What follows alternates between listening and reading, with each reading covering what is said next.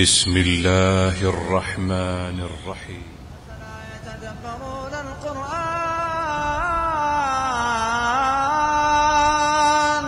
أفلا يتدبرون القرآن أم على قلوب أقفالها.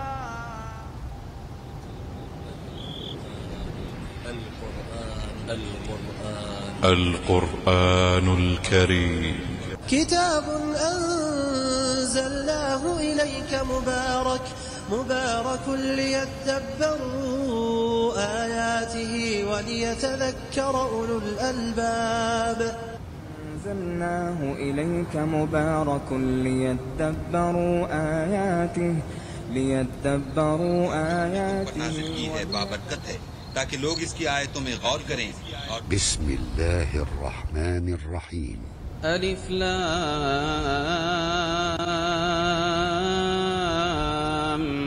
Meme.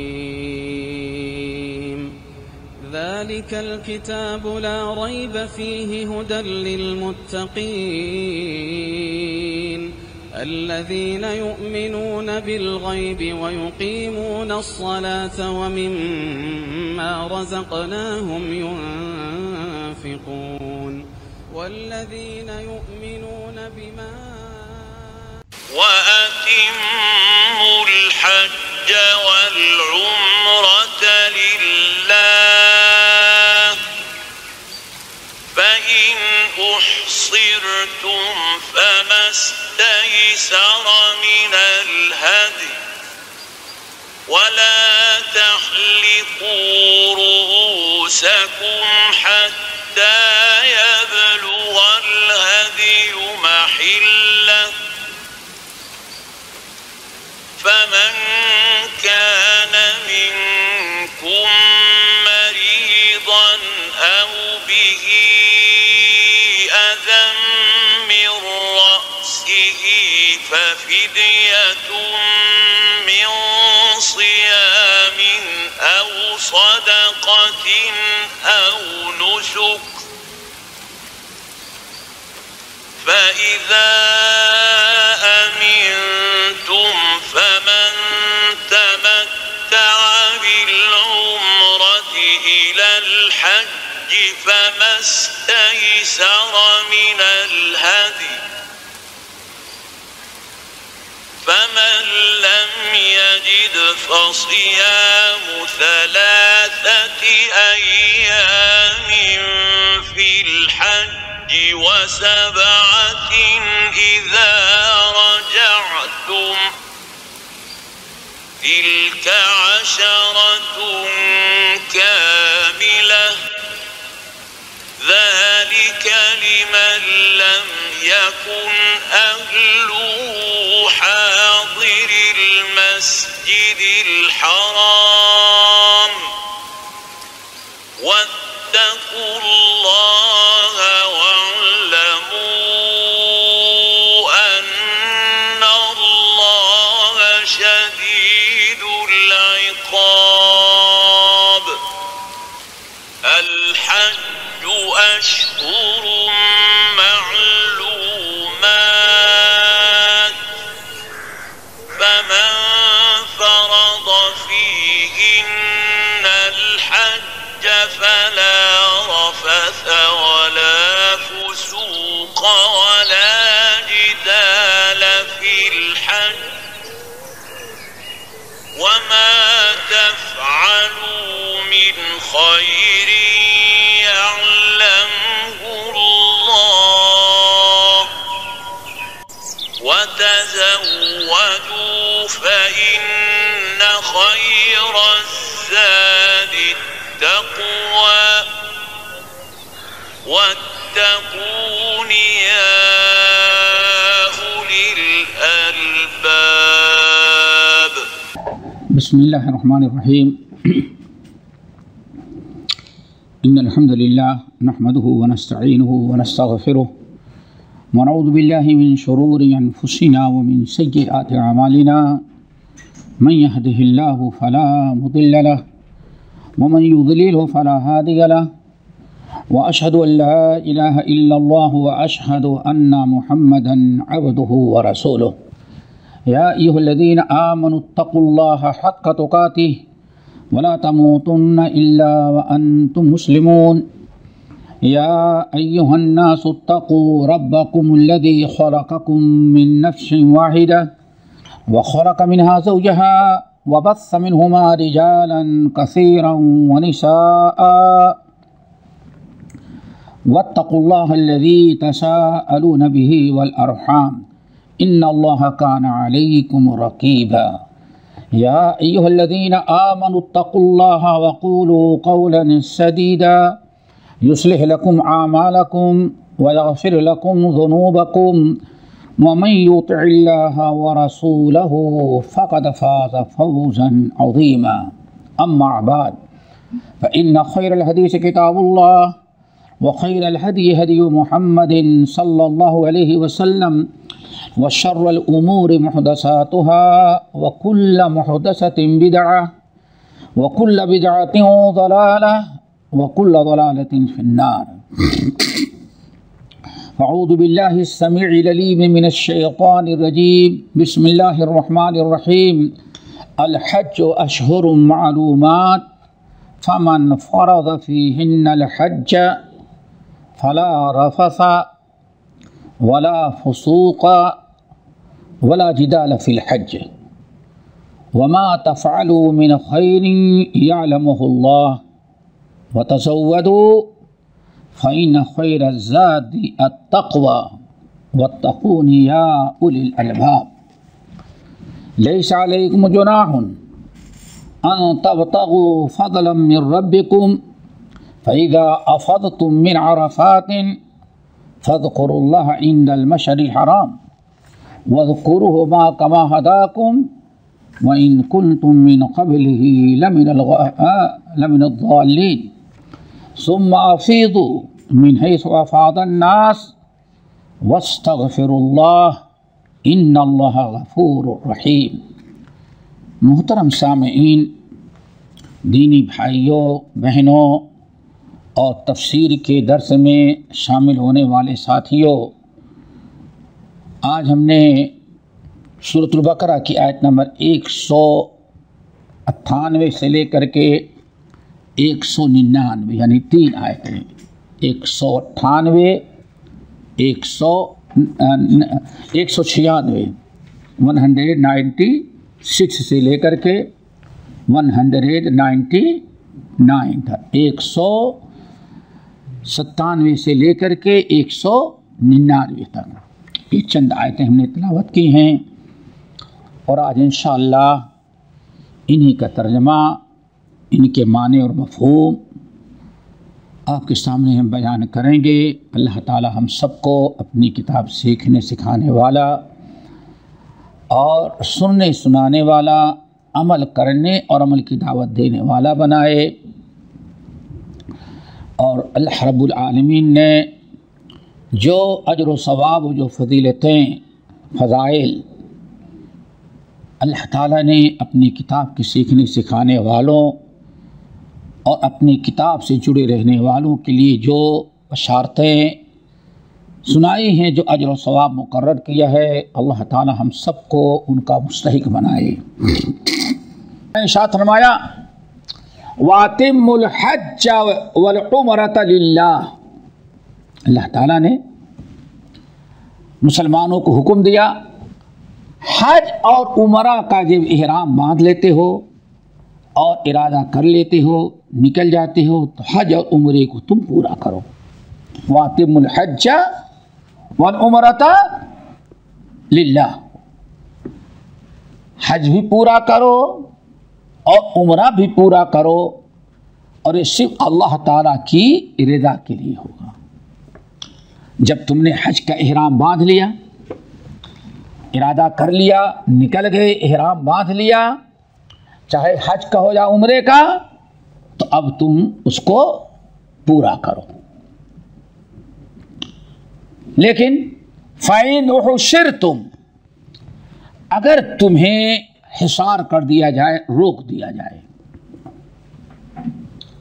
तुम्हें रोक दिया जाए आगे जाने से, यानी हज करने से तुम्हें रोक दिया जाए। और उसकी दो शक्लें हैं, एक तो बीमारी कोई हो गई, बीमार हो गया, कोई ऐसा उद्रस पेश आ गया जिसकी बिना पर हज में अब जाने के लायक नहीं रह गया। नंबर 2, इंसान को दुश्मनों ने रोक दिया, हालात बदल गए और सब छोड़ दे। मिसाल के तौर पर अभी पिछले से इससे पहले वाला है, कितने लोग, एक ऐसी वबा आ गई कि दुनिया के लोगों को इससे रोक दिया गया। कोरोना वायरस में हो जाता है, ये तो एक शरई उद्र था।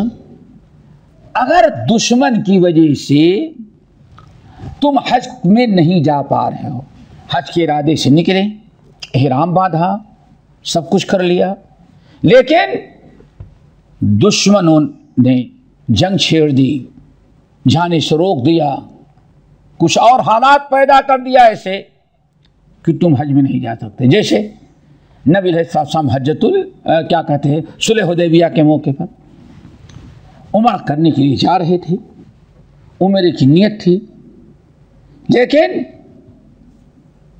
हुदैबिया के मकाम पर पहुँचे तो कुफार मक्का ने, जिनके कब्जे में उस वक्त मक्का था, उन्होंने हज से रोक दिया। तो दो शक्लें होती हैं, कभी बीमारी की वजह से, किसी वबा आफत, या ऐसे इंसान बगैर किसी वबा वैसे ही आम बीमारी मुब्तला हो गया जिसकी बिना पर वहाँ जाने के बजाय उसको कहाँ हॉस्पिटल में सफ़र करने के लायक नहीं रह गया। तो अल्लाह ने साथ रहा फ़ाइन उहसिरतुम, अगर तुम्हें रोक दिया जाए तो क्या करना है, फमस्तयसरा मिनल हदी, जो आसानी से हदी मिल सकता है एक जानवर तुम ज़बाह कर दो, एक जानवर ज़बाह कर दो। हदी, हदी कहते हैं उस जानवर को जो हज करने वाला या उम्रा करने वाला अपने साथ लेकर जा रहा है, उसको हदी कहते हैं। या किसी जो आप फिदिया वगैरह में करेंगे, कोई या गलती हो गई जिसके न बने एक जानवर ज़बह करना है, तो उसको भी हदी कहा जाता है।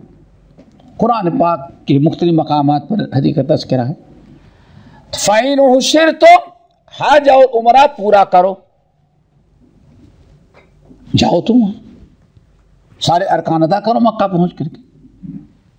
लेकिन फ़ाइन उहसिरतुम, अगर तुम्हें हिसार रोक दिया गया, और रोकने की दो शक्ल होगी जो मैंने बताया, तो फमस्तयसरा मिनल हदी, जो आसानी से जानवर मिल सकता है तुम ज़बाह कर दो, फिर वापस आ जाओ, फिर आइंदा साथ जाके हज कर लेना, सेहत मिल जाए या दुश्मन से रास्ता अमन अमान का हो जाए, साफ हो जाए।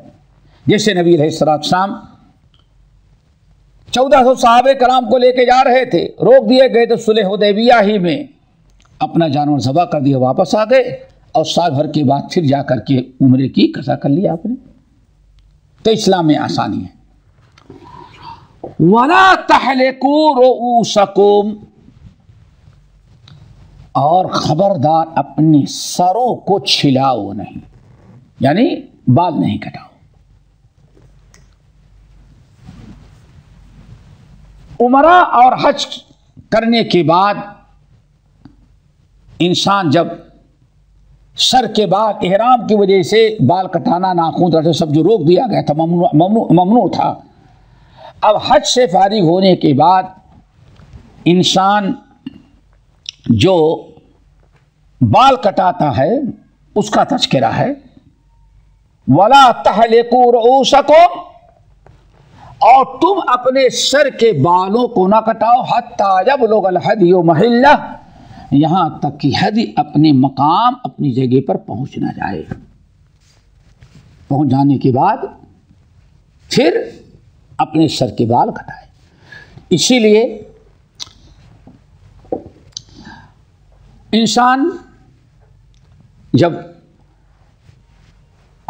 हज और उम्रा करता है तो जब तक अरफात वापस ना आ जाए, रमी जमार वगैरह ना कर ले, तब तक सर नहीं, बाल नहीं कटाता। तो यहाँ है हत्ता यबलुगल हदियु महिल्ला फमन कान मिनकुम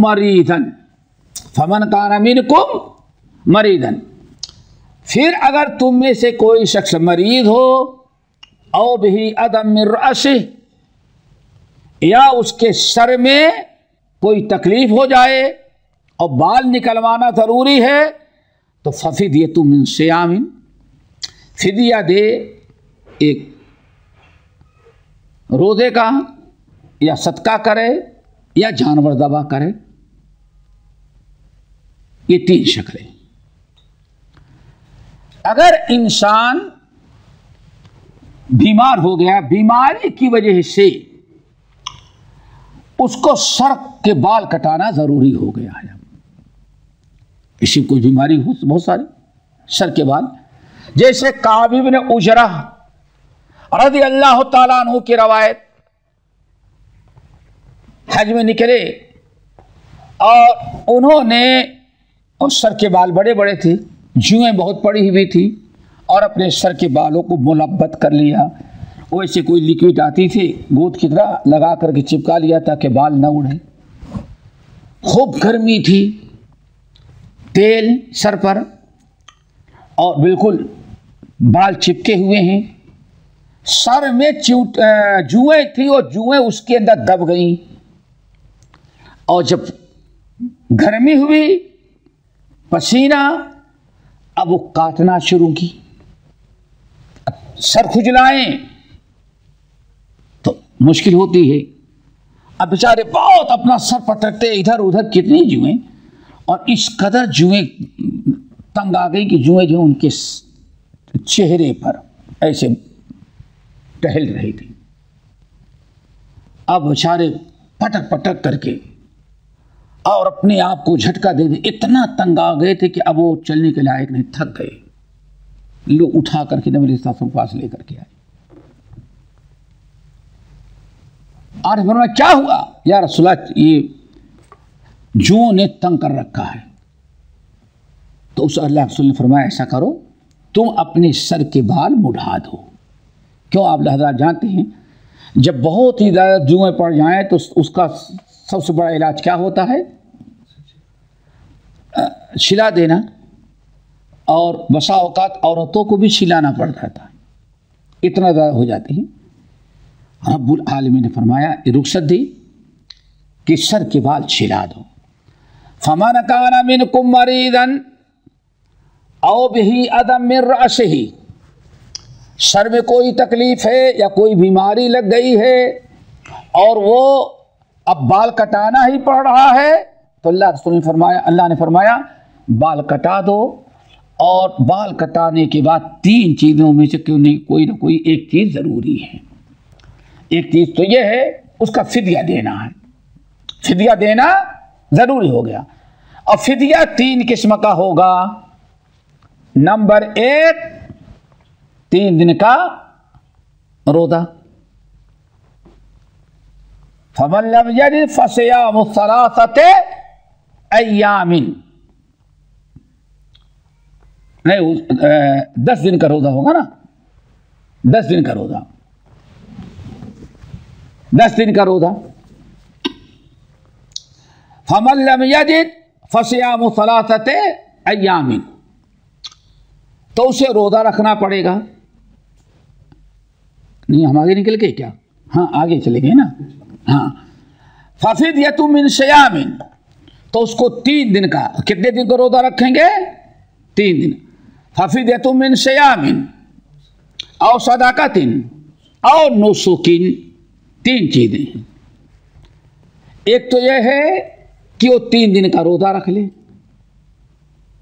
या 6 मिस्कीन को खाना खिला दे, आधा आधा सा, यानी 3 शाह, 3 शाह को अनाज दे जाए 3 कितना होगा तकरीबन 8-9 किलो, 7-8 किलो, किलो के हिसाब से सब जाओ, चलो 9 किलो रख लो, 10 के अंदर अंदर इतना अनाज और गल्ला मिस्कीन को दे दो। और 9 शौकीन या एक जानवर ज़बह कर दो। ये किसका फिदिया है? जिसको मजबूरी के बिना पर सर के बाल निकलवाने पड़ गए, उसको फिदिया देना है। फिदिया 3 है। एक तो 3 दिन का रोज़ा, नंबर 2 6 मिस्कीन को खाना, नंबर 3 एक जानवर ज़बह कर देना। ये 3 चीजें।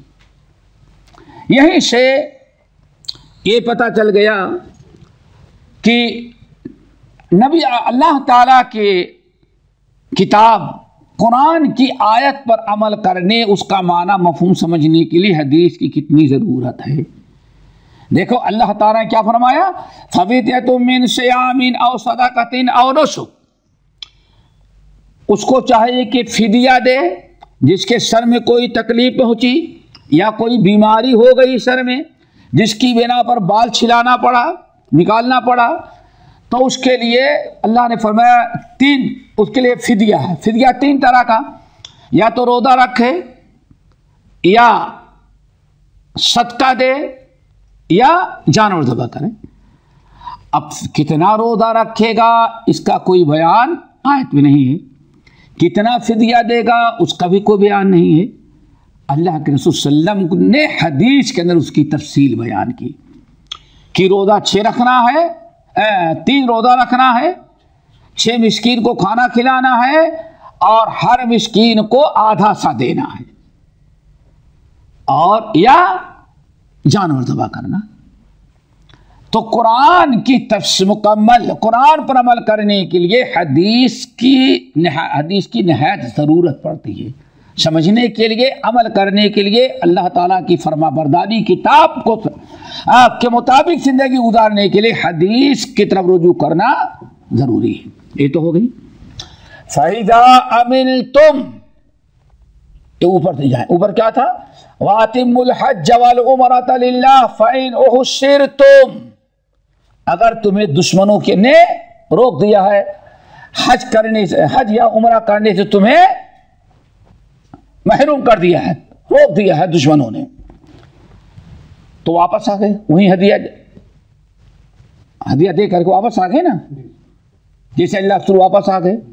फिर साल भर के बाद आप गए, तो अल्लाह ने फरमाया फ़इज़ा अमिनतुम, फिर जब तुम्हें अमनो अमान नसीब हो गया, दुश्मनों ने रास्ता खोल दिया, तो अब चाहिए फमन तमत्ता बिल उमरत इलल हज, जिस शख्स ने हज तमत्तो किया, जिसने फायदा उठा लिया उम्रे से हज तक के लिए, यानी उसने हज का इहराम बांधा, हज का इहराम बांधा,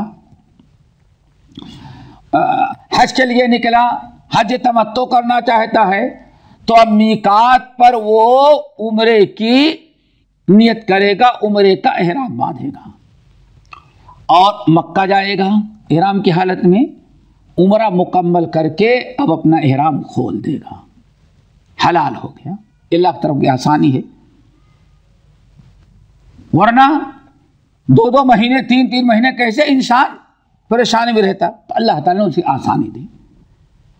अब इंसान उम्रा करके फारिग हुआ, जब तक हज का इहराम नहीं बांधेगा, 10 दिन 15 दिन 20 दिन, महीना 1.5 महीना, पहले तो 3-3 महीना 4-4 महीना होता था, पानी वाले जाते लोग जाते रहे, तो जब तक हज का इहराम नहीं बांधेगा वो फायदा उठा, क्या मतलब, इहराम की वजह से हाजी के लिए जितनी चीजें ममनू थी वो सारी चीजें उसके लिए हलाल। अब वो फायदा उठाए, सिले हुए कपड़े से फायदा उठाए, बीवी से फायदा उठाए, खुशबू से फायदा उठाए, नाखून, जो कुछ करे अल्लाह ने उसको हलाल किया।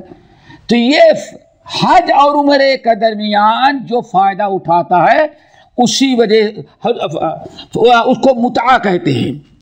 फ़ायदा उठाना क्या है? मुता करना, मुता उठाना। तो उसने फ़ायदा उठाया, इसीलिए इसको हज तमत्तु, उम्रा करके फारिग हो जाएगा, तमाम ममनुआत चीज़ों से, इहराम की वजह से ममनुआत चीज़ों से फ़ायदा उठाएगा और फिर यौम तरविया को हज से 8 दिन को हज का इहराम हुई अपनी जगह से बांध करके मिना मुज़दलिफ़ा अरफात चला जाएगा। तो हज और उम्रे के दरमियान उसने फ़ायदा उठाया, इसलिए हज तमत्तु कहा जाता है। इसके लिए कुर्बानी ज़रूरी है। किसके लिए? हज तमत्तु में कुर्बानी ज़रूरी है, क्योंकि उसने हज के नियत से उम्रे का इहराम बांधा। तमत्तु, हज तमत्तु के लिए उम्रे का इहराम बांधा और मक्का पहुंच करके हलाल हो गया, तो अब उसने बहुत फ़ायदा उठाया है, फ़ायदा उठाया है। इसलिए उसके ऊपर जानवर ज़बह करना ज़रूरी है। जानवर से मुराद जो हाजी ज़बह करते हैं वो देना ज़रूरी है। अब अगर कोई इंसान, अब देखें आयत देखें, फमन तमत्ता बिल उम्रत इलल हज, जो इंसान उम्रे से फ़ायदा उठाया हज तक, यानी उम्रा करके फारिग हो गया और हज और उम्रे के दरमियान उसने फ़ायदा उठाया, उसके ऊपर कुर्बानी ज़रूरी थी। फमस्सैसरा मिनल हदी, तो आसानी से जो कुर्बानी कर सकता है वो खरीदे करे। ये जो कुर्बानी मुयस्सर हो, बड़े की हो छोटे की हो, हिस्सा ले, जो भी उसको मुयस्सर आया वो क्या करेगा? कर देगा। आसानी से मुराद क्या है? जो मुयस्सर हो जाए, छोटा जानवर, बड़ा जानवर, हिस्सा, ऊंट, गाय बैल या बकरा दुम्बा दुम्बी, जो भी मिल गया उससे फायदा उठा लिया और एक जानवर ज़बह करे। लेकिन फमन लम यजिद, उमरा हज तमत्तु तो कर रहा है लेकिन वक्त पर जानवर नहीं मिल रहा है ज़बह करने के लिए। अब कई शक्ल हैं, एक तो हो सकता है माल चोरी हो गया, बेचारा सफर में अब जानवर खरीदने की ताकत नहीं, पैसा गायब हो गया, या अब जानवर ही नहीं मिल रहे हैं उसको, ऐसे भी होते हैं, खत्म हो गए, नहीं मिल रहे। अगर वो किसी शरई उद्र की बिना पर हज तमत्तु करने वाला जानवर ज़बह नहीं कर पा रहा है तो अल्लाह ने फरमाया फसियामु सलासति अय्यामिन फिल हज, तो अब उसके लिए फसियामु सलासति अय्यामिन फिल हज, उसके लिए 3 दिन का रोजा रखना है। किसके अंदर? हज में। फसियामु सलासति अय्यामिन फिल हज। अब हज के अंदर, हज के अय्याम ही में, वही मक्के ही में उसको कितने रोजे रखने हैं? 3 रोजा रखने। वसबअतिन इज़ा रजअतुम, और 7 रोजे जब तुम फलट वापस आ करके अपने वतन आ जाओगे तब तुमको रोजा रखना है। या हज से वापस आ गए, हो सकता मक्के में आपको रहना पड़ जाए, अरफात वगैरह जब लौट करके आओगे ना तो रख लो, नहीं है वतन आने के बाद कभी रख लेना। यानी 10 रोजा है। ये किसका फिदिया है? जो शख्स हज तमत्तु करता है या किरान कर रहा है, किरान उसे कहते हैं जो जानवर साथ लेकर के जाए। अब अगर हज तमत्तु करने वाला जानवर ज़बान नहीं कर पा रहा है, जानवर मिल नहीं रहा है, या अब हालात ऐसे हो गए, पैसा खत्म हो गया, पैसा उसके पास नहीं है, किसी मजबूर हो गया, अब अगर वो रोजा नहीं रख पा रहा है तो उसके लिए 10 रोजा, अगर वो जानवर नहीं ज़बह कर पा रहा है तो उसको 10 रोजा रखना है। लेकिन रोजे में अल्लाह ने क्या आसानी की है, फस्सियामु सलासति अय्यामिन फिल हज, 3 दिन का रोजा कहां रख ले, हज में, वसबअतुन इदा रजातुम, और 7 रोजा जब वापस आओगे तब, फतिल का अशरतुन कामिला, ये पूरे 10 दिन के रोजे हो गए। देखो अल्लाह ने कितनी आसानी की। अगर जानवर ज़बह नहीं कर पा रहे हो तो 10 दिन का रोजा रख लो एक जानवर के बदले। लेकिन रोजे में भी अल्लाह ने आसानी कर दी, क्योंकि जानवर वहीं ज़बह करना ज़रूरी था, ऐसा नहीं गांव आके ज़बह करो, वही जानवर ज़बह करना ज़रूरी, और वहां जानवर ज़बह नहीं कर सकते थे, 3 दिन वहीं रोजा रख लो, हज के अंदर ही 3 दिन का रोजा रख लो। बाकी वसबअतिन इज़ा रजातुम, 7 रोजे वापस आने के बाद रख लो। ये वापस आने के बाद अपने घर, और मुमकिन है जैसे पहले होता था या आज कुछ लोग हज के 1 दिन पहले पहुंचे तो हज के बाद 1 महीना प्लेन से जाते, जब भी इंतजार करना पड़ता है वही मक्के में, तो वही मक्के या मदीने में भी रख लेंगे 7 दिन का रोजा। बाद में तो कोई रोजा का कोई हरज नहीं है, अपने वतन आकर के रखना ही कोई जरूरी नहीं, आसानी है बस।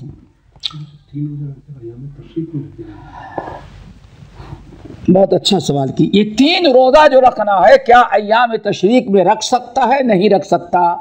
आम तौर पर तो अय्याम तशरीक में रोजा नहीं रख सकता, लेकिन अहले इल्म की बड़ी जमात मुहक्किकीन ने कहते हैं कि अल्लाह के रसूल ने फरमाया हज के अंदर, तो अगर अय्याम तशरीक में भी वो 3 दिन का रोजा रख लेगा तो उसके लिए जायज़ है, क्योंकि आम रोजा नहीं है, इसके लिए वही का हुक्म दिया गया। चलो, ज़ालिका लिमन लम यकुन अहलुहु हादिरिल मस्जिदिल हराम, ये उस शख्स के लिए जो मस्जिद हराम का बाशिंदा ना हो। नहीं समझे? ये किसके लिए है? ये हज तमत्तो, ये रोज़ा और फिदिया देना उसके लिए है जो वहाँ जिसके अहल अयानीन वहाँ का बाशिंदा ना हो। हादिरिल मस्जिद, अगर कोई शख्स मक्के ही में आबाद है, मक्के ही का बाशिंदा है, वहाँ का मुकीम हो गया है, घर से नेशनलिटी ना हो लेकिन पक्के वीज़े वाला है, वहाँ रह रहा है, वहाँ मुकीम हो गया है, तो अल्लाह ने फरमाया उसके लिए ये हुक्म नहीं है। यहीं से कहा जाता है कि जो मक्के में है उनके लिए हज तमत्तो नहीं है। यहाँ पूरा तस्वीर किसका हो रहा है? हज तमत्तो। ज़ालिका लिमन लम यकुन अहलुहु हादिरिल मस्जिदिल हराम, ये हुक्म उसके लिए है जो मस्जिद हराम का बाशिंदा ना हो। मस्जिद हराम की मुराद मक्का और हुदूद हरम, नहीं समझे? मस्जिद मुराद से नहीं कि मस्जिद के दाएं बाएं, मस्जिद में कोई नहीं रहता, यहाँ मुराद हरम का बाशिंदा, हुदूद हरम के अंदर है तो उसके लिए हज तमत्तो नहीं है। वत्तकुल्लाह, लोगो तुम डरो। अल्लाह ने जो अहकाम बयान किया, जो आसानियां दी, उतनी ही आसानियां इस्तेमाल करो और अल्लाह ताला से डरो। वअलमू, अच्छी तरह से याद रखो, अन्नल्लाह शदीदुल इक़ाब, अल्लाह ताला सख्त सजा देने वाला है। हज के ये तमाम अहकाम मसाइल बयान करने के बाद अल्लाह ताला तकवा का हुक्म दिया। क्यों? इंसान के अंदर तकवा होगा जब ही शरीयत की पाबंदी करेगा, वही ममनूआत से बचेगा, वही अवामिर को बचा लाएगा। और जिसके दिल में अल्लाह ताला का डर नहीं होगा वो शरीयत की पाबंदी नहीं करेगा।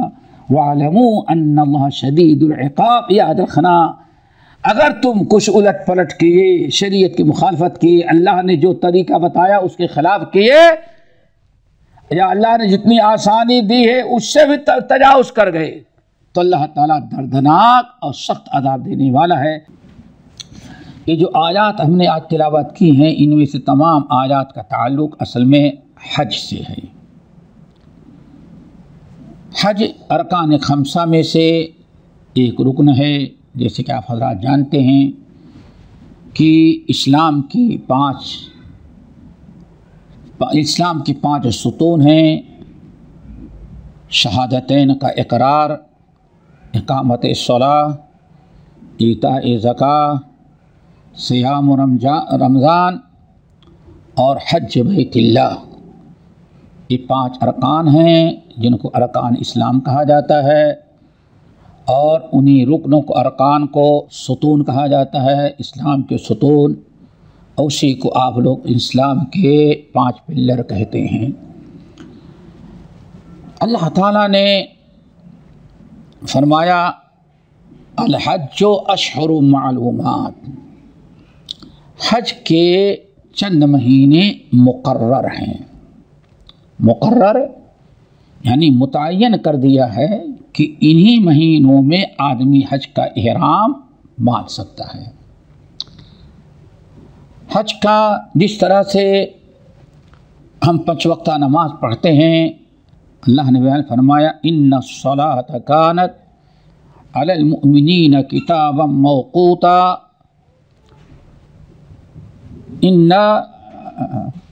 इन्ना सलाता कानत अलल मुमिनीन किताबम मौक़ूता। अल्लाह रब्बुल आलमीन ने फरमाया कि हमने नमाज के वक्त मुकर्रर कर रखे हैं। फ़राइज़ नमाज के औकात मुकर्रर हैं। फजर, ज़ुहर, असर, मगरिब, इशा, 5 नमाज़ों के औकात मुकर्रर हैं। कोई इंसान वक्त से पहले या वक्त के बाद पढ़ेगा तो उसकी नमाज नहीं होती। अल्लाह ताला ने नमाज फ़र्ज़ किया और नमाज के औकात में, जैसे मसलन ज़ोहर का वक्त अल्लाह ने सूरज ढलने के बाद रखा है, जिसको हम लोग कहते हैं ज़वाल। अब अगर कोई इंसान सूरज ढलने या ज़वाल के पहले नमाज ज़ोहर की पढ़ लेगा, नमाज बातिल हो जाएगी। अल्लाह ताला ने वक्त के साथ नमाज फ़र्ज़ करार दिया है। इसी तरह से अल्लाह रब्बुल आलमीन ने हज के औकात मुकर्रर किए हैं। उम्रा तो इंसान साल भर में जब भी चाहे वो कर ले, लेकिन जो हज है अल्लाह ताला ने उसका वक्त मुकर्रर किया है। वक्त पर हज कोई करेगा तभी हज होगा, वरना हज उसका बातिल हो जाएगा। यहाँ एक चीज़ ज़हन नशी करें, हज के जो चंद अय्याम हैं वो तो सिर्फ ज़िलहिज को 8 से शुरू होते हैं और 10 को ख़त्म हो जाते हैं, या ज़्यादा आप कहें 8 से लेकर के 13 तक। ये हज के औकात हैं। असल है हज का वक्त यौम अरफा है, लेकिन अल्लाह रब्बुल आलमीन ने बंदों की आसानी के लिए, आज देखिए कितनी ज़रूरत पड़ती है एयरपोर्ट पर भीड़, प्लेनों में, गाड़ियों में। अगर अल्लाह रब्बुल आलमीन हज का वक्त महदूद कर देता कि हज 8 को इहराम बांधें और 10 को या 11-12 को ख़त्म, तो आप बताइए सारी दुनिया के लोग अगर 8 से शुरू होता है, 7 को इकट्ठा होते या 8 की सुबह इकट्ठा, तो दुनिया में कौन सी जगह ऐसी है जहाँ उनकी ठहरने की जगह होती? कौन सी एयरपोर्ट संभालता? इसीलिए जिस तरह से नमाज का वक्त अल्लाह ताला ने बड़ी आसानी की, ये अल्लाह ताला का करम, जब कोई चीज़ वक्त फिक्स टाइम में कर देता तो उसके लिए आसानियाँ। नमाज का वक्त मुकर्रर किया, जैसे ज़ोहर का वक्त ज़वाल के बाद। अब अल्लाह ताला जानता है कि आदमी हो सकता है ज़वाल के वक्त सूरज ज़ोहर के ज़वाल के बाद जिसने नमाज़ पढ़ लिया नमाज हो गई, वरना नमाज नहीं होगी। अगर अल्लाह ताला ऐसे कर देता तो वो लोग मशक्क़त में रहते, नमाज नहीं पढ़ सकते थे। आज जानते हैं आदमी सफ़र में जा, अज़ान हुई, रोड पर है, पार्किंग करने की जगह कहीं नहीं, रोक नहीं सकता इंसान। तो अल्लाह ताला ने करम क्या किया कि ज़वाल से शुरू होगा और जब तक हर चीज़ का साया उसके बराबर न हो जाए तब तक, यानी 2-3 घंटे इसमें जब भी इंसान पढ़ लेगा उसकी नमाज हो जाएगी। नमाज का वक्त है आसानी के लिए, ताकि लोगों की नमाज कज़ा ना हो जाए, छूट ना जाए। पता नहीं आदमी नमाज पढ़ने की पोजीशन में है या नहीं है, फारिग हो जाए उससे। ऐसे ही हज तो शुरू होता है 9 से 8 से, यौम तरविया, फिर यौम अरफा, यौम नहर, अय्याम तशरीक की। लेकिन अल्लाह ताला ने करम किया, हज तो एक ही जगह एक ही दिन में होता है सबका, लेकिन हज का इहराम बांधने, हज शुरू करने के लिए अल्लाह ताला ने काफ़ी वक्त मुकर्रर कर दिया। वो क्या है? शव्वाल की पहली तारीख, 3 महीना। 3 महीने में जब भी इंसान, 3 यानी 2 महीने 10 दिन, अरब में है कि कभी 2.5 को पूरा 3 बता देते हैं, तो 2 महीने 10 दिन हैं। 2 महीने समझो, 2 महीने 9-10 दिन हैं। इसमें आदमी जब भी इहराम बात करके अरफा पहुंच जाए उसका हज हो जाता है। शव्वाल की पहली तारीख से लेकर के जिलहिज की 9 तक अरफात मैदान में जाते जाते भी अगर कोई इंसान दुनिया का आ गया हज के इरादे से, उसका हज हो जाएगा। आपने साथ रमाया, जो इंसान किसी उद्र, किसी परेशानी की बिना पर वक्त पर ना पहुंचा, वकूफ अरफा में सूरज गुरूब होने के पहले पहले कोई पहुंच गया तो उसका हज अल्लाह कबूल कर लेगा। तो हज के महीने मुकर्रर हैं, यानी हज का इहराम आदमी हज के नियत से मक्का जाना चाहे तो हज का इहराम बांधने का वक्त कब से शुरू होता है? शव्वाल की पहली तारीख से। शव्वाल की पहली तारीख से आदमी आ जाता है इहराम बांध करके। अगर हज की नीयत से मक्का आएगा तो उसका हज शुरू हो जाएगा, हज हो जाएगा। क्यों? उसने हज का इहराम बांधा है वक्त हो जाने के बाद, और वक्त क्या है? शव्वाल की पहली तारीख से वक्त शुरू हो जाता है।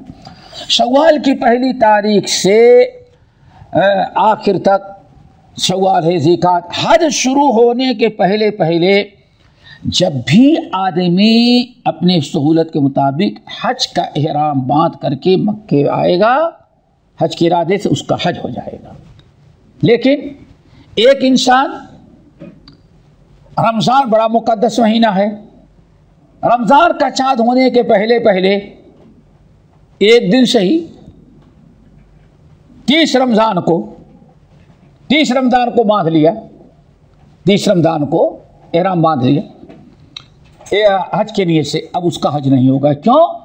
उसने हज का इहराम बांधा हज का वक्त शुरू होने से पहले पहले। तो जैसे नमाज नहीं होती वक्त से पहले, वैसे ही जैसे तकबीर तहरीमा है नमाज के लिए, ऐसे ही हज के लिए इहराम है। आई बात समझ में? हज के लिए इहराम है। तो अल हज अशहुर मालूमात, हज के चंद महीने अल्लाह ने मुकर्रर कर दिए हैं। जब हज के महीने अल्लाह ने मुकर्रर कर दिए हैं तो उन्हीं महीनों में हज तो करेगा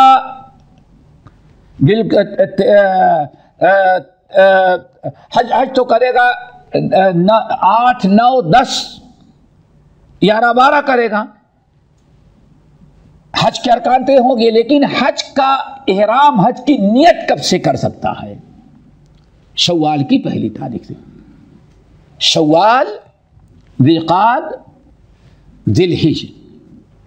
मसलन एक आदमी हज तमत्तो करना चाहता है, मसलन समझे अच्छी तरह से, रमज़ान में गया, हज करना है, हज तमत्तो, और रमज़ान के आखिर में गया, आखिरी अशरे में उसने हज तमत्तो की नियत से, चूंकि हज तमत्तो किसको कहते हैं?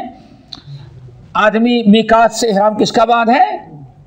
उम्रे का, फिर मक्का पहुंच करके उम्रा करके हलाल होगा और हज का बात ले। एक आदमी रमज़ान के आखिरी अशरे में गया, ईद से 2 दिन पहले, 3 दिन पहले सोचता है चलो ईद भी करेंगे, इहराम बाद हज तमत्तो कर लेंगे। इहराम तो बांधा उसने कब? शव्वाल की पहली तारीख से पहले। हज तमत्तो उसका नहीं होगा। क्यों? उम्रा तो हो जाएगा लेकिन हज तमत्तो नहीं होगा। क्यों? हज तमत्तो कब होता? उसने इहराम बांधा है हज का वक्त शुरू होने के पहले पहले। आगे बात समझे? अल हज अशहुर मालूमात, ये मतलब है हज का वक्त है, हज के महीने, अशहुरुन, शहर एक, अशहुरुन एक से ज्यादा। हज के चंद महीने हैं जो मुकर्रर है, मुतअय्यन है, उसमें आगे पीछे कुछ नहीं हो सकता। और वो क्या है? शव्वाल, ज़िलक़ाद और ज़िलहिज का पहला अशरा। अब हो गई बात। फमन फ़रज़ फ़ीहिन्नल हज्ज, फिर जिस शख्स ने इन दिनों के, इन महीनों के, फमन फ़रज़ फ़ीहिन्ना, फिर जिस शख्स ने इनमें इहराम बांधा हज का, किनमें? इन हज वाले महीनों में, फला रफ़सा, तो उसे चाहिए कि 3 चीज़ों से अपने आप को बचाए। रफ़स ना करे, फुसूक ना करे और जिदाल ना करे हज में। हज के किसी चीज के इरादे से नियत कर लेना, ये समझो कि हाँ उस चीज में आप दाखिल हो गए। नमाज में तकबीर तहरीमा बांध लिए, अब नमाज में आप दाखिल हो गए। ऐसे ही हुर्मत वाले हज वाले महीनों में किसी ने हज का इहराम बांध लिया, समझो हज में वो दाखिल हो गया। तब 3 चीजों से अपने आप को बचाए। फला रफ़सा, इंसान को चाहिए कि रफ़स ना करे, रफ़स ना करे। नंबर 2, वला फसूका, फसूक ना करे। नंबर 3, वला जिदाला, जिदाल ना करे। 3 चीजों से मना किया गया है। इहराम की हालत में है, इहराम बांध लेने के बाद इन 3 चीजों से बचना जरूरी है।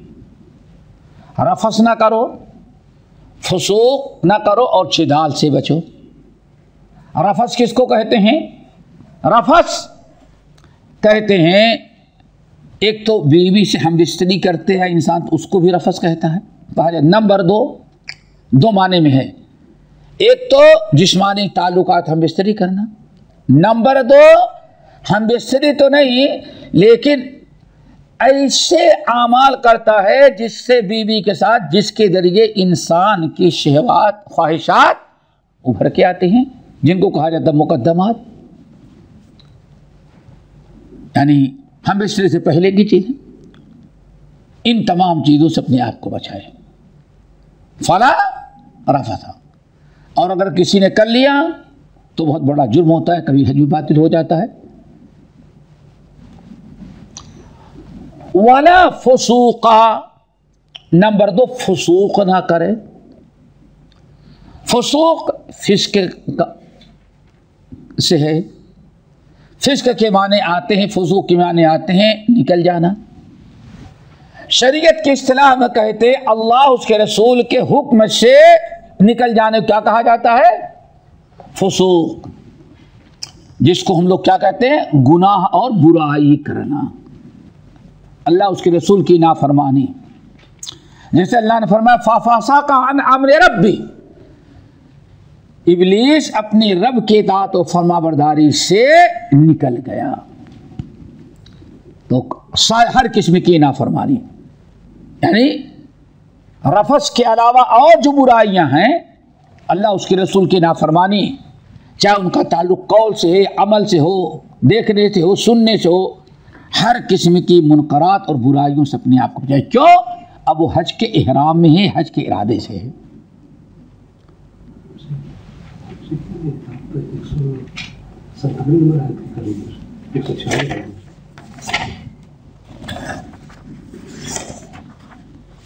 ये नहीं, यहाँ से नहीं है,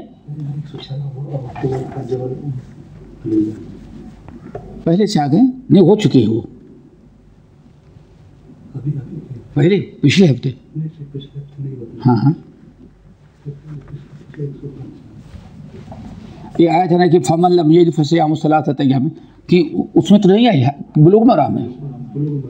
हाँ हाँ, चलो इसको पूरा कर लेते, उसको कर लेते। हाँ हाँ, वो बुलूग मराम में भी चला है ना, तो मैं समझेंगे हो चुके हैं। चलो ठीक है, तुम भी इतने दिन के बाद याद कर रहे हो। चलो हाँ ठीक है, उसको जोड़ देना। तो रफस नहीं है और फुसूक नहीं है। वला जिदाल फिल हज, और हज में जिदाल भी नहीं है, यानी लड़ाई झगड़े, चाहे हाथ पैर से हो या ज़बान से हो, बिला वजह हुज्जतबाजी हो, कभी कभार झूठी बहसें हो जाती हैं। इन तमाम चीज़ों क्या है? ये हज है। हो गई बात।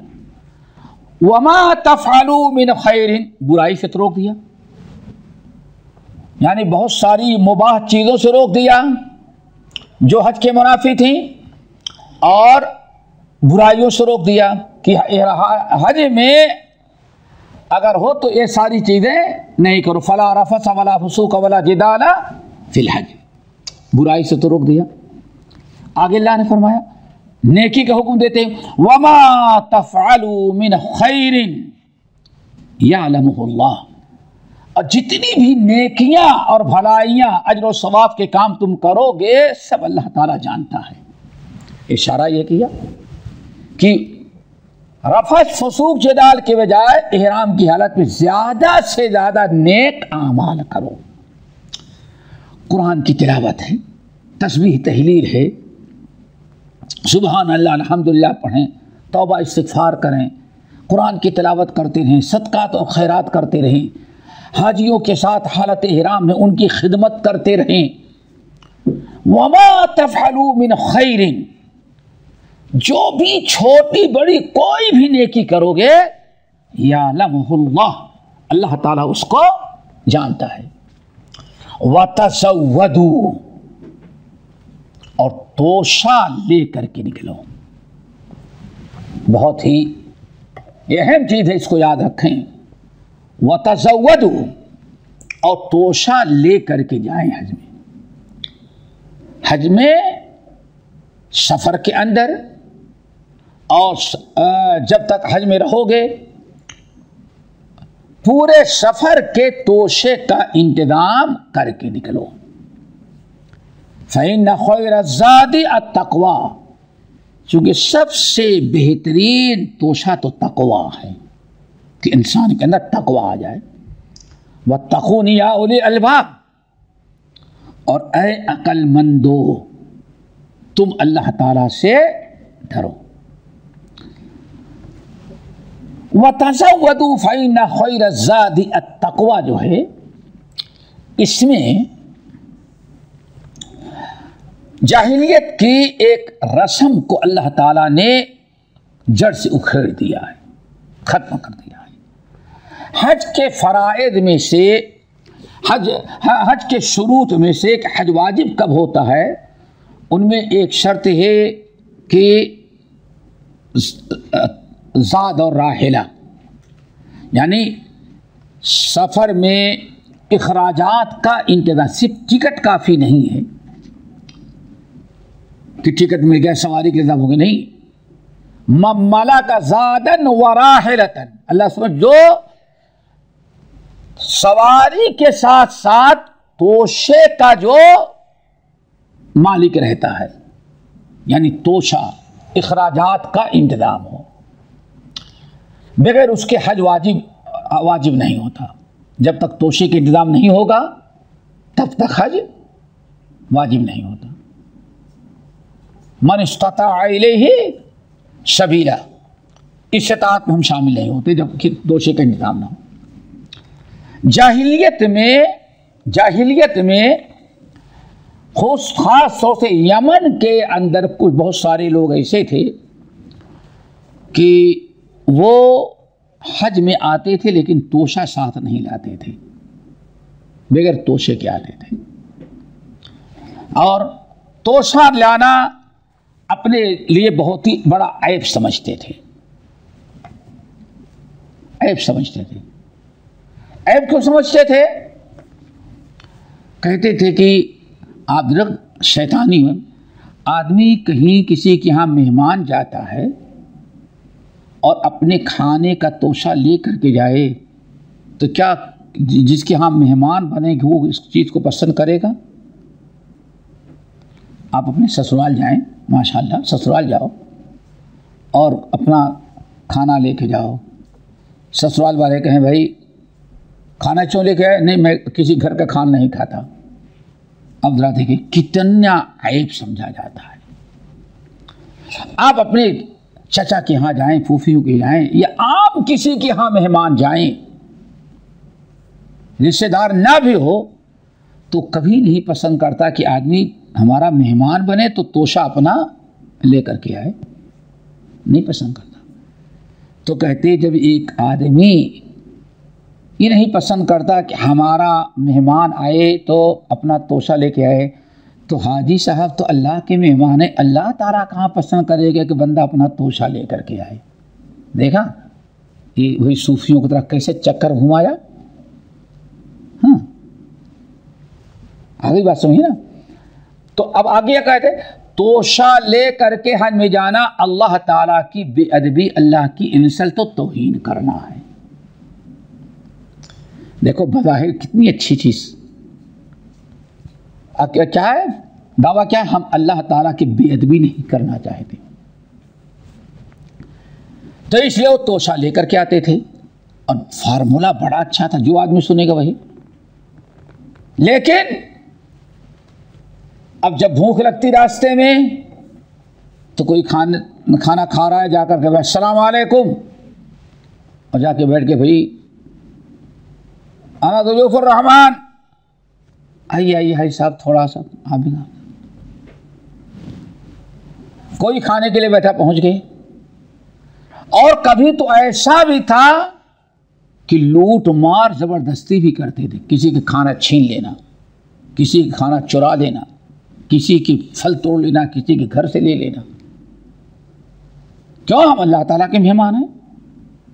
ये अजीब सी एक फितरत चल गई थी वहां। अल्लाह रब्बुल आलमीन ने फरमाया, जब हज फर्ज किया तो ऐलान कर दिया ये नहीं चलेगा, तुम अल्लाह के मेहमान हो तो फिर अल्लाह के साथ तवक्कुल करके बैठे रहो, दूसरों को खाना क्यों छीनते हो, क्यों उनके पास पहुंच जाते हैं और कहते हम तवक्कुल करते, अल्लाह के मेहमान है, अल्लाह ताला की ज़ात तवक्कुल हमें खिलाएगा। अल्लाह ने फरमाया ऐसा ना करो, वतज़व्वदू, अपना तोशा ले करके चलो, फ़इन्न ख़ैरज़्ज़ादि अत्तक़वा, सबसे बेहतरीन तोशा ये है कि बचना, परहेज करना। इतनी बड़ी जिल्लत क्या होगी कि हाँ किसी का माल छीन करके खाओ, किसी का माल खसफ कर लो, किसी के सामने हाथ फैलाओ। ये इंसान ये क्या कहे, ये कोई इज्जत नहीं है, बेइज्जती है, तौहीन है। इससे इंसान को बचना चाहिए। इसे अल्लाह के रसूल अल्लाह ने फरमाया वतज़व्वदू फ़इन्न खैर ज़ाद तक़वा, बेहतरीन इज्जत और तोशा तो ये है कि तक़वा उसके अंदर हो, आदमी किसी के सामने हाथ फैलाने से अपने आप को बचाए। जाहिलियत की चीज़ ख़त्म हो गई। और आज तकरीबन हमारे बर सगीर में जो कुछ सैयद अपने आप को कहते हैं, वो भी अपना यानी लोगों का माल हड़प करने और छीनने और ज़बरदस्ती करने में ऐसे, भाई हमारे रसूल हैं, हमारा हक अल्लाह ने रखा है तो क्यों नहीं, ये ज़बरदस्ती किया। ये नहायत घिनौना किरदार है। वत्तकून या उलिल अलबाब, अल्लाह ताला हम सबको अमल के तौफीक में से फरमाए। बाकी इंशाअल्लाह हज वाली आयात अगली नशिस्त में। अक़ूलु क़ौली हाज़ा व अस्तग़फ़िरुल्लाह मिन कुल्लि ज़ंबिन व अतूबु इलैह। पहला सवाल ये, अगर कोई नमाज जानबूझकर सुस्ती से वजह से देर से पढ़े तो क्या इसकी नमाज नहीं होगी? लाज़मी नहीं होगी नमाज। अब ये कह रहा है कोई इंसान सुस्ती से नमाज छोड़ देता है, वक्त पर नहीं पढ़ता ना, तो गुनाह कबीरा का बहुत बड़ा मुर्तकिब होगा। क़ज़ा है इंसान भूल जाए या किसी शरई उद्र की बिना पर छोड़ दे, लेकिन इंसान सोचता है चलो फजर में सोए हैं, नींद पूरी कर लेंगे, उठेंगे तो बाद में पढ़ लेंगे। कुछ लोग के बारे में सुना है, ड्यूटी करके आते हैं, थके मादे सो जाते हैं, कहते चलो मगरिब के साथ हम असर। ये बहुत बड़ा गुनाह है कबीरा है, इससे बचना चाहिए। क़ज़ा करें, अल्लाह ताला से डरें और तौबा इस्तिग़फ़ार करें, लेकिन आदत ना बनाएं इसे। अगला सवाल ये है कि अगर किसी आदमी ने नियत किया हज का जो है, फिर जैसा आपने बताया कि बीमारी की वजह से या फिर किसी वजह की वजह से जो है वो उसने इस नियत को जो है वो हज को या उम्र को जो है पूरा नहीं कर पाया, तो वो जो है जो है वो दम देगा, जो है कुर्बानी करेगा, तो और उसके इहराम के बाद ही होगा। अच्छा, जी जी, एक आदमी इंडिया में रहता है, पाकिस्तान में रहता है, वो हज का फार्म वगैरह भी भर दिया, तैयारी भी कर ली, लेकिन किसी बिना पर शरई उद्र बिना को नहीं आ सका, तो चूँकि अभी हज शुरू नहीं किया था, हाँ नहीं है, लेकिन वो फर्ज के ऊपर बाकी रहेगा। जी, तो बोल रहे कि तो उस पर से वाजिब हो जाता है कि वो जो है अगले साल जो है वो अगला जो हज आएगा उस पर वो जाए, अगर वो नहीं जाता है तो क्या सही है? ऐसे गलत सवाल में कि ये जो सवाल कर रहे हैं तब है जब हाँ है, लेकिन यह है कि अगर उसने हज का इरादा किया था, हज नहीं कर सका, हज उस पर फ़र्ज़ हो गया है, दो है, एक हज नफली हज कर रहा था तो उसका पूरा करना कोई ज़रूरी नहीं है, लेकिन इरादा किया था, फ़र्ज़ हज उसके ऊपर है, जाना चाहता था और नहीं जा सका, इंतकाल कर गया या सफ़र के लायक नहीं रह गया, तो उसको हज बदल कराना पड़ेगा, हज बदल। और इस तरह से हज के बहुत सारे मसाइल हैं, वो बुलूगुल मराम में जो किताबुल हज गुज़रा हुआ है, आप हज़रात अगर उसका मुताला करें तो बहुत ही मालूमात हज की बहुत सारी बातें आज की जो पूरे हज के पूरा तफसीली बयान हदीस की रोशनी में है। और अभी भी हर बुध को, हाँ कल हर बुध को किताबुल हज का दर्स चलता है बुलूगुल मराम का, 7:45 से लेकर के 8:45 तक, एक तक, तो हर हफ्ता अगर चाहें तो आप उसमें शामिल हो जाएं, और होना चाहिए। और जो छूटे हुए हैं वो यूट्यूब है ना, यूट्यूब पर पता मिल जाएगा उनको। जी, सेम चीज़ से अगर उम्र की भी इस तरह से नियत करी थी तो उसको जो तरीके से जी जी अगला सवाल ये है कि किसी आदमी की इस्तिताअत थी हज होने पर, तो उसने हज नहीं किया, जो उसकी इस्तिताअत थी उसने हज नहीं करता है, वो फिर बाद में जो उसकी औलाद उसको करवा देता है तो हो जाएगा, तो वो जो है वो उसका जो फर्ज अदा हो जाएगा, अदा हो जाएगा। अगला ये कि हाजी तो कुर्बानी करता है हज में, वो ईद उल अज़हा के बराबर हो गया, तो क्या हज के लिए अलग से कुर्बानी करना पड़ेगा? कोई ज़रूरत नहीं है। अच्छा, एक मसला है कि साहिब इस्तिताअत जो हमेशा कुर्बानी करते हैं, कुर्बानी करने उनके ऊपर ज़रूरी है। हज में गए हैं तो क्या वही हज में जो हज तमत्तु में या हज करान में जो जानवर ज़बह करेंगे, क्या वही उनके घर की कुर्बानी काफ़ी हो जाए कि अलग से कुर्बानी भी देनी, वही काफ़ी हो जाती, अलग से कुर्बानी देने की ज़रूरत नहीं है। हमारे चैनल को सब्सक्राइब कीजिए और बेल आइकन को दबाना ना भूलिए ताकि आपको नई वीडियो बराबर मिलती रहे। लाइक और शेयर करना ना भूलिए।